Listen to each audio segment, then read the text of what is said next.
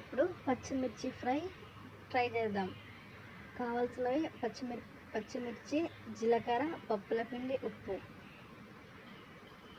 జీలకర్ర, పప్పుల పిండి, ఉప్పుని ఫైన్ పౌడర్లా చేసుకోవాలి. తర్వాత పచ్చిమిర్చిని పొడవుగా కట్ చేయాలి.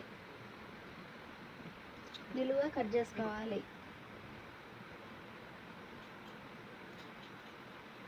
పచ్చిమిర్చి స్ట్రైట్గా ఉండేటట్టు చూసుకోవాలి. తర్వాత చక్కగా కట్ చేసిన దాంట్లో పచ్చిమిర్చి లోపల ఆ ఫైన్ పౌడర్ని నించాలి.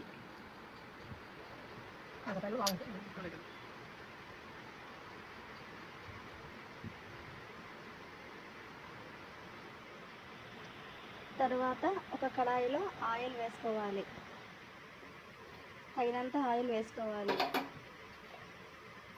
ఒక 3 స్పూన్స్ వేసుకోవాలి. తర్వాత ఆ పచ్చిమిర్చిని ఆ కడాయిలో వేయాలి. వేసి కొద్దిగా ఒక 1 మినిట్ కలపాలి.